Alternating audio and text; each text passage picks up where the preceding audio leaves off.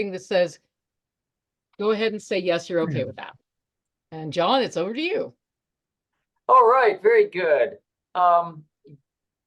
Okay, great. Yep, here we go. It's wonderful to see so many people here, and I'm glad to have this moment to reflect on our incredible family. So, as I get started, I do want to point out that today is February 12th. It is Charles Darwin's 215th birthday. He was born on the same day in 1809 as Abraham Lincoln. And it's incredible how much impact his ideas have had, him and Wallace, who came up with it at the same time. So what I'm going to be talking about today is our incredible family. And specifically for our incredible family, I'm going to talk about our scientific discoveries that we've had and where this fits into those, go through evolution a little bit, and hopefully, if I'm quick enough, leave some time to just play around investigating this incredible family we have and have time for everyone's questions. So I want to take a second to just step back to think, okay, I'm going to take a minute and back up from my day, back up from being here in a room with a computer and all this kind of stuff, and just think for a second about what it was like for our ancestors not that long ago, maybe 1, 2, 3,000 years ago or so, maybe 100 generations or two, and think about what the world was like for them. For those ancestors, the world was flat. You're not sure? You can go outside and you can take a look and you can see that the world is flat. Change the volume of this. I don't know how to do it. And you can see that the sun goes around the earth. And I want to think about some of the scientific discoveries that we've had that have radically changed the way we see our lives. I mentioned a couple just now. I think those are really big ones. The idea that the moon is somehow fundamentally different from the sun. Our ancestors a long time ago saw them as relatively similar things of a roughly similar size up there above us, not that far. But they're both a long ways away, and the sun is so much farther away than the moon. And it's millions of times bigger than the moon. You would never have guessed that. They didn't know that. And it changes how you see everything.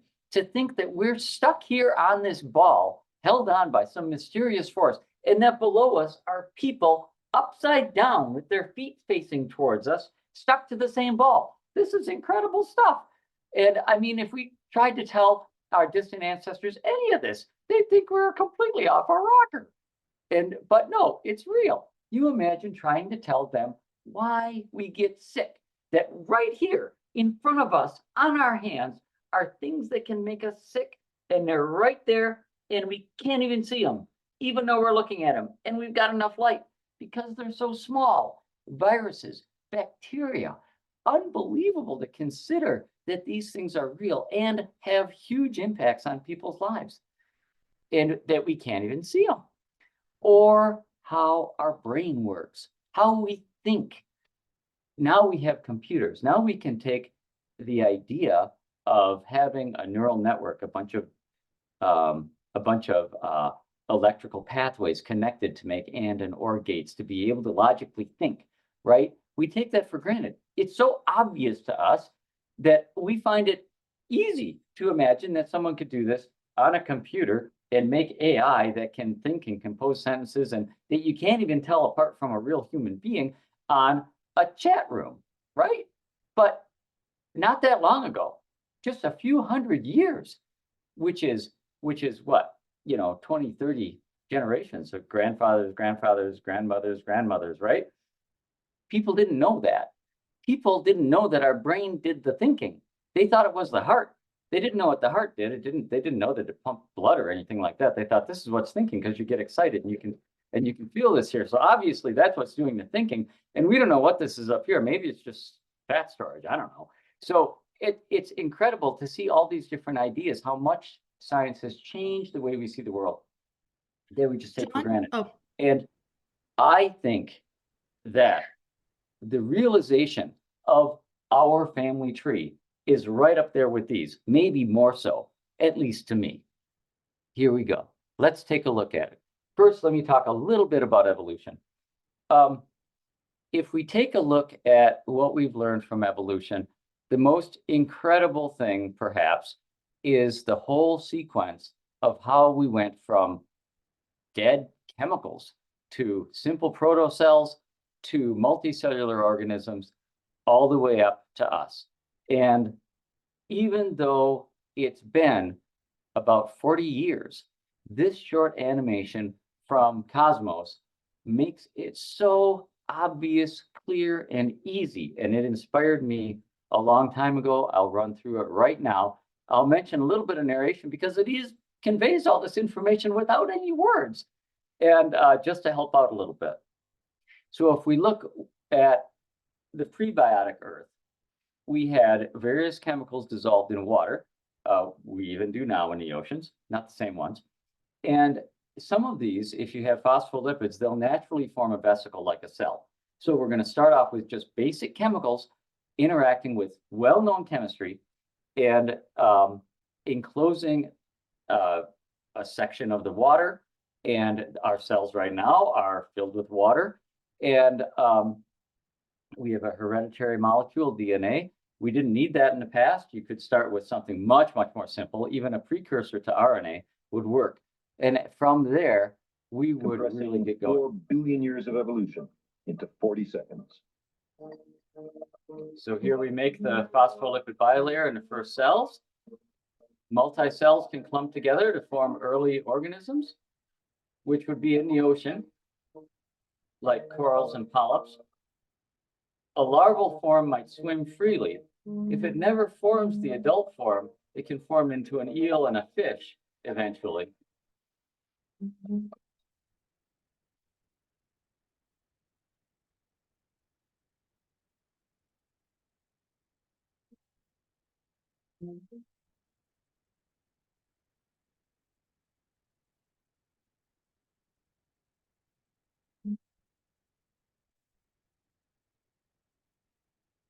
Those are some of the things that molecules do, given 4 billion years of evolution. So that gave us a very basic view of the sequence. The neat thing is that we have really nailed down a lot of details of each of those ancestors, and they're available online. This basic diagram really shows what we have.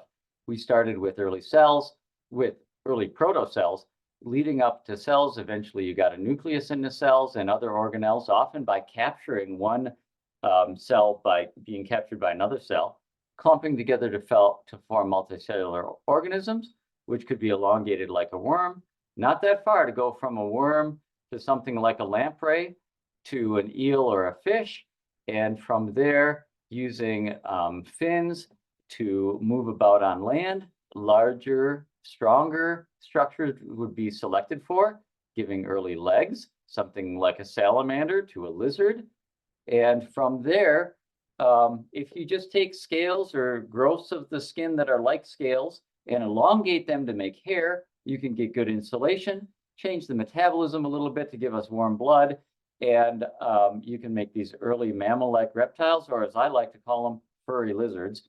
And from there, basic early mammals and a little bit of specialization, forward-facing eyes and grasping hands leads to monkeys in the tree. And from there up to apes, including ourselves.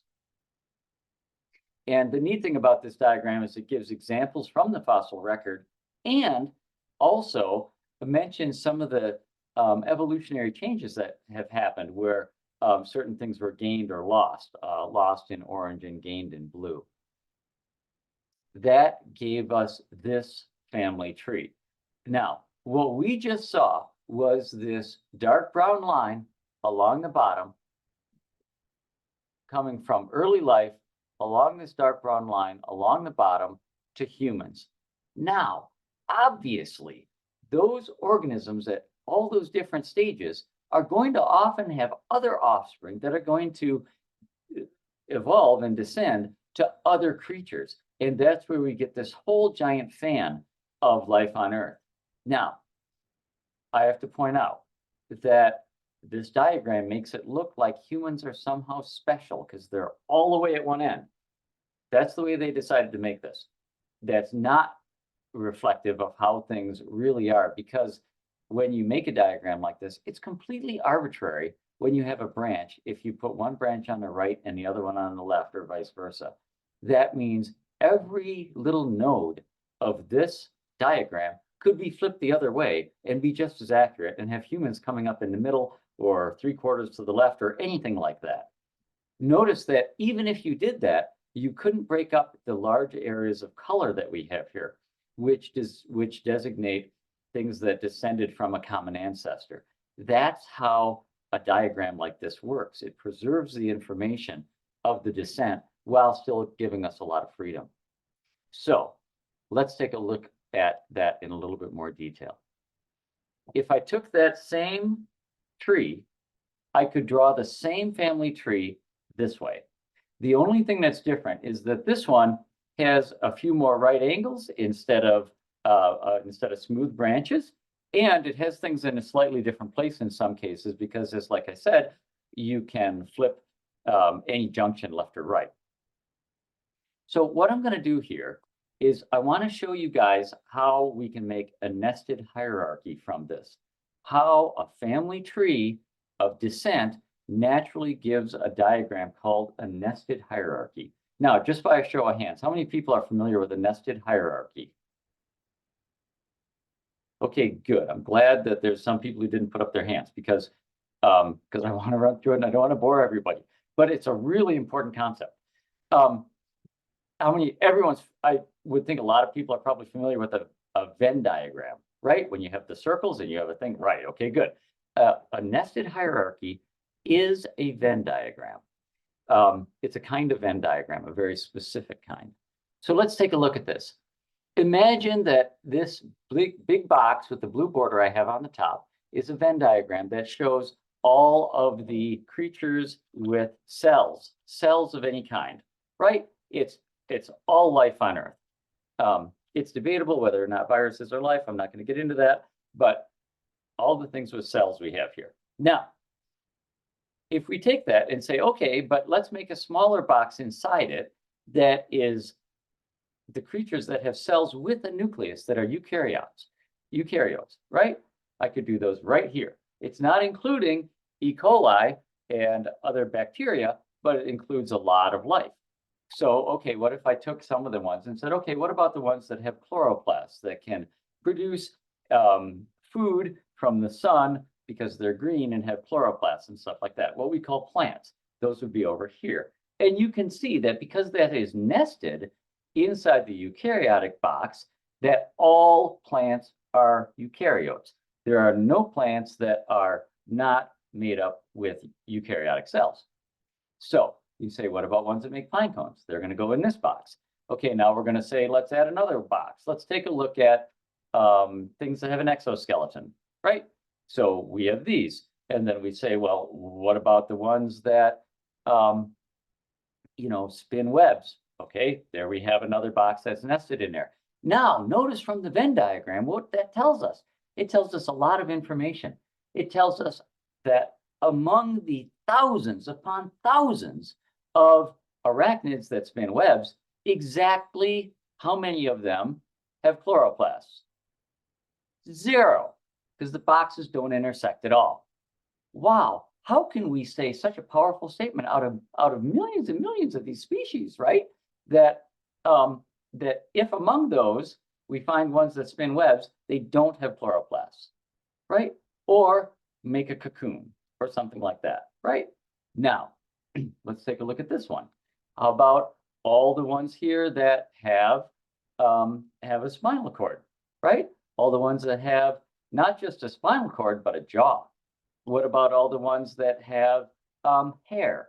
What about all the ones that have hair and also give birth using a placenta, right? Look at what this says. It says that out of all these millions of species that we have, we can say that every single one that gives birth using a placenta has hair. Every single one. And that exactly 0 of those spin webs. And then we say, okay, what about if it has hooves or something like that? You can see what this does. It gives you incredibly powerful predictive information about each of these organisms. And it makes a diagram that looks like this. Now, if you have a diagram like this, a Venn diagram that is a nested hierarchy, that's very different from a lot of Venn diagrams where a lot of the circles overlap, right? Now, you can see, this is probably the biggest takeaway of the night, that a situation with descent with modification gives you a nested hierarchy. And that means if you find a thing where all the millions of examples fit into a nested hierarchy, you could very well have a situation of descent with modification. Now, let's find out a little bit more and see how truly powerful that is, because it gets a lot more powerful than that. If we look at anatomy, we look at anatomical features and they form a nested hierarchy. They not only form a nested hierarchy, they form the nested hierarchy I just showed you with millions of circles and boxes in it that happens to fit exactly this exact family tree. Wow. You can imagine all kinds of evidence that wouldn't fit this family tree at all. It's very, very specific. But we look at anatomy in all these different ways, and it fits this family tree. We look at the fossil record, the ancestors in the order of appearance, what strata we find each of these different creatures in, where we find transitional fossils, where you can see one fossil is a little different from this next one, a little change to this next one, leads very smoothly. Sometimes not always at the same rate. Sometimes it stays one form for a long time. But lots of examples of transitional fossils, like land creatures going to whales or lizards evolving into turtles, and so many more. Biochemistry. We can look at protein structures in different creatures, analyze the way the protein is made and the sequence of the amino acids, how it's folded. And when we take all these different proteins from all these different animals, plants, bacteria, and so on, we realize that the features of these proteins form a nested hierarchy. And they don't just form any nested hierarchy, they form the exact nested hierarchy you would expect from this exact family tree. And we see it again and again and again, hundreds of times, depending on, we can look at all these different proteins, we see the same thing again and again. We look at polymerase structures, same type of thing. We look at atavisms, where sometimes you'll have a mutation in one animal that causes a feature to appear that doesn't exist anymore in that creature. For instance, whales being born with legs, or people being born with tails. These things happen. Redundant pseudogenes. How many people know what a pseudogene is? A pseudogene is a broken copy of a gene. You can take any one of our genes, accidentally make 1, 2, 5 additional copies through a copy mutation, and then they just sit there, right? You've got a gene to do the thing that that gene does, so you're fine. And these other ones are just kind of hanging around. Sometimes mutations might change them a little bit, but they're easy to identify because almost all the letters are the same. You can imagine if you had a copy of a book, say The Hobbit, and you randomly change 6 letters throughout the book. You look at the book, you can tell it's The Hobbit, right? And redundant pseudogenes are all through our genomes when we look at DNA. And if you take those redundant pseudogenes, you realize that they make a nested hierarchy. And then you put the nested hierarchy in order with the animals and plants and everything else where you're getting this DNA. And you realize the nested hierarchy gives you this exact same family tree again and again and again. It's amazing how many different lines of evidence show this same family tree. You can get the same thing from endogenous retroviruses, and I'll explain those in a second. And a lot more, because we don't have a huge amount of time. I'm not going to go through them all. You can look at bones, you can look at other anatomical features. Endogenous retroviruses are when a virus is incorporated into our genome and then passed along to grandchildren and great-grandchildren and stuff like that. Big surprise, you look at these endogenous retroviruses, you have hundreds of them in your genome, in your finger, in your leg, and they're inactive because they've been inactivated over time, but they're still virus carcasses. They make up a good percentage of our genome. And again, they show the same nested hierarchy, showing the same exact family tree.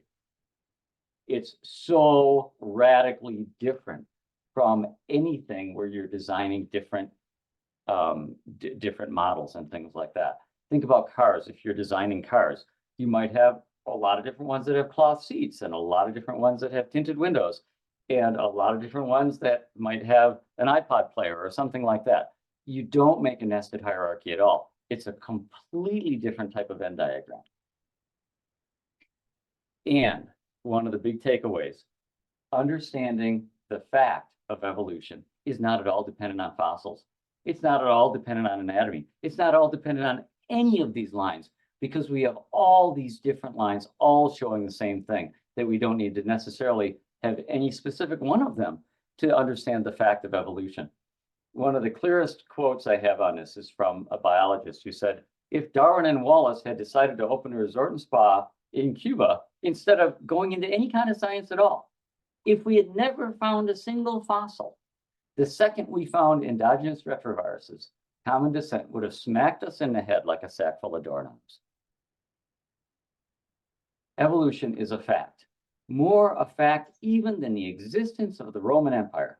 We've got a lot of good evidence suggesting that the Roman Empire existed, which is great. And it's still not as much as the evidence we have for evolution. So let's take a quick minute and go to our family tree. You can imagine how people were in the past with no written records, not knowing that this other tribe they're just meeting is related to them only 10 or 12 generations back or something like that. Now, we know more than that now because most of us have some understanding of our family tree. If we look at our own family tree and we say, okay, here we have a family tree. We have a person on the right, their parents, 4 grandparents, 8 great-grandparents, right? If we take a look at that and we say, let's think about that great-great-great-grandparent right there. You know that there's a good chance they had other kids than the one that led on this tree, right? And if they did, it might look like that. And they might have had another kid that had another line of descent for another person. It's easy to forget that there's a lot more lines on that than what we see in our family trees. If we take an individual person, this one or that one, we also have to remember that they've got a geometrically increasing number of ancestors as we go back. 2 parents, 4 grandparents, right? So that means that those go back like that. When you add them all in, it's a real mess. And what it means is that if you take one person, say Andrea here, and another person, say me, we have a common ancestor that's not necessarily that far back. It's really intriguing to think how far back it would be. For each pair of people in this meeting, it might be 20 generations, it might be 8, it might be 50. It's not that many. That's our most recent common ancestor.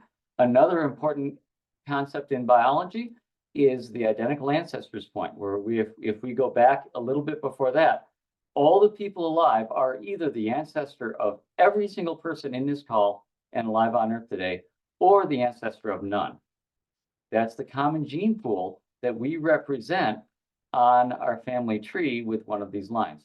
Each of these lines represents a common gene pool, a convoluted, interwoven family tree like we just saw. So with that, let's take a minute here and investigate our family tree. The family tree that, to me, helps spur me to environmental activism, because with environmental activism, I'm really rooting for, really trying to help my entire family, which goes so far beyond just human beings. And John, if you get a chance at the end of this to put that link perhaps in the chat, I think people might appreciate that. That's good. I will do that. Here's the resources. I will put this in the chat. Now, when we look at our family tree, let's think for a second. If I was in some kind of contest, say a swim meet, right? And I knew that I had a eighth cousin who was literally an Olympic swimmer, I would think, all right, I'm ready to do this, right? I can connect with this relative of mine. But we can do so much more than that. We can think to ourselves, hold on a second. I've got a 158th millionth cousin who's an actual salmon who can swim upstream to spawn unlike anybody. We can do that with anyone, with flying, with running, with any ability. This is our huge family tree of all life on Earth. Now, the neat thing here is we can go from humans to, I just gave you an example of fish. Let's take it to a sturgeon and see how connected we are. We are 80 millionth cousins. Our 80 millionth great-grandparent looked like this for both of us, and you can see how far apart we are on here and how connected we are with anyone. If you think to yourself, I need patience. I need the patience of a lungfish that forms itself into a ball in the African mud and sits unmoving for months. What is my relationship to that lungfish? That is my 72 millionth cousin, and our common ancestor looked a lot like a lungfish and lived 415 million years ago. Anybody want to check something out? Hal, you want to try one? I was going to comment two things. Number one, I love the gecko. Oh, I can't see you anymore, but I like, what is the gecko on your shirt? Oh, the gecko. Is It's it just a gecko? Yeah, this is a my gecko. sister got me for this. She said, I bet he'd love a gecko shirt, and I do. Well, here's a real one. Hey, look at that. I'd All like to right. know what she is to me because she's my pet, but Do it. this is a Let's do it. crested gecko. 115th millionth, 151st millionth. Oh, that's a skink. That's not her. I know, but The this gecko. doesn't have the resolution. Oh, it's But okay. But you know what? It doesn't matter because the place just down from where it says lizard, just down from that, like maybe a half an inch, is where geckos diverged from Western skinks. So that means that if we followed the gecko line, we'd meet this green line only halfway back there, and we'd get the exact same grandparent. Oh, what is she to me? What cousin is it say? 151st millionth cousin. Look at My that. goodness. And at this site, the Genio site, you can get that on a t-shirt. Oh my God, that'd be funny. Yeah, check it out. I'll send This the is link in the Paige. chat. Any other thoughts, questions? We can go and look at mushrooms, how related we are to mushrooms.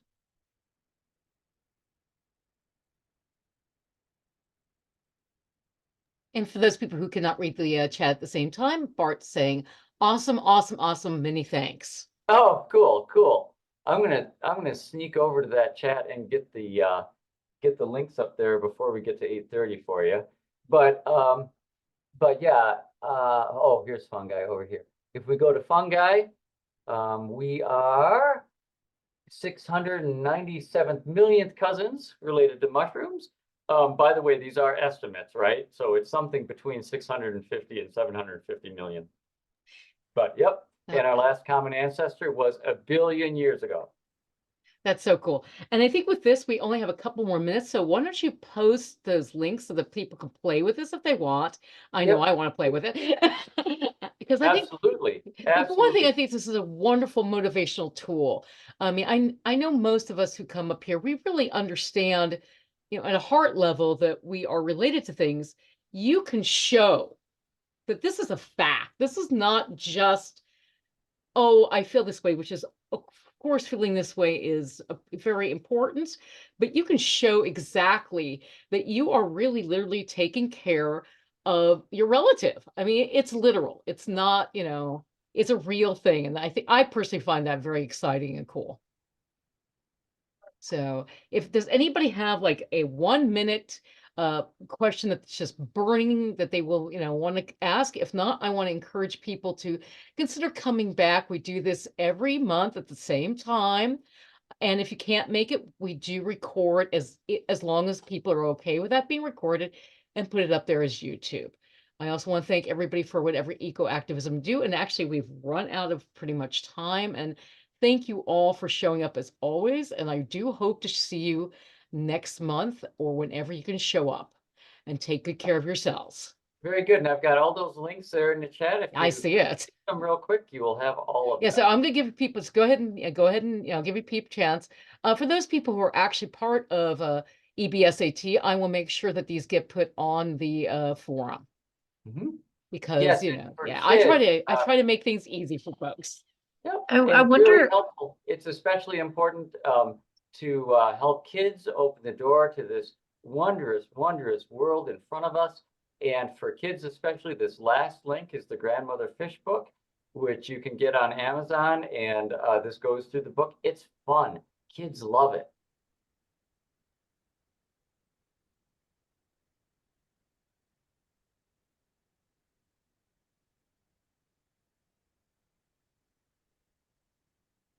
Interesting. Okay, let's see if I get that. Okay, has everybody had a chance? I'm gonna see. Has everyone had a chance to catch this? And what I'm going to do is I'm going to stay on just for a couple more seconds as I figure out here's how I copy it. They keep on changing, they love to change the interface just as you think you know it. Keep us on our toes. There we go. So Yeah. I wonder if folks would be willing to share sort of like you mentioned eco action, and I wonder if Sure. we could share maybe what we, feeling this huge family, right? This huge family tree, what we can do to sort of honor that on Darwin's birthday. I don't know. I'm just thinking today I had to discard some cut flowers. I don't typically use cut flowers, but I had to discard them. And as I was putting them in the compost, I thanked them for their lives, and just honored them. Thank you for giving your life and bringing beauty into my life, and just sort of, I don't know, just sort of making that. And so I don't know if any others have things that maybe they shared that are just sort of just everyday practices. Doesn't have to be anything too special. Well, just really quickly, whenever I cook, I think about the fact that that is a life that I'm taking, and at its fundamental level, it's no less important than me. And I always make it a thing to thank and say, hey, I'm human, I'm going to not be perfect, but I'm going to try to use your energy in a way that's moving things forward in a better way.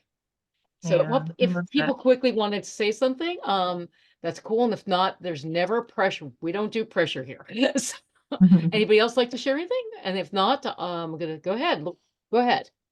Yeah, I know I have. Oh wait, am I being heard? Yes, you're being heard perfectly. You're doing okay. great. Yeah, okay.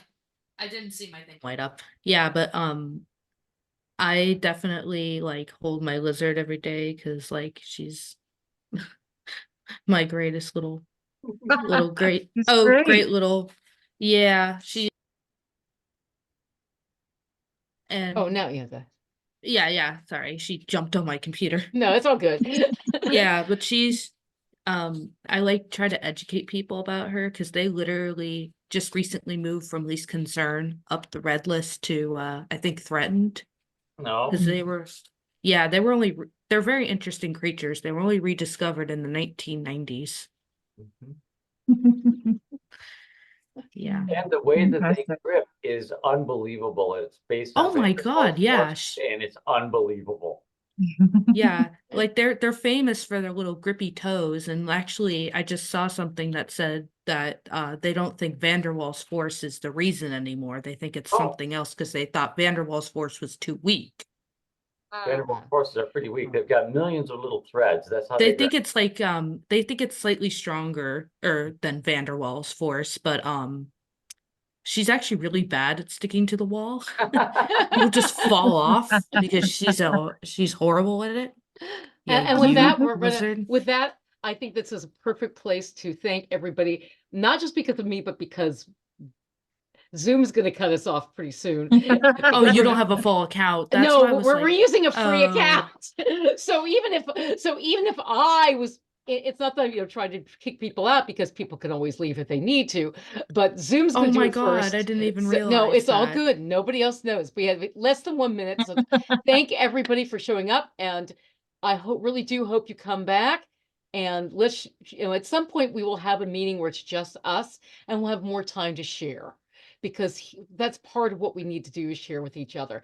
Jon, thank you so much again for Thank this you. amazing Thank you. presentation.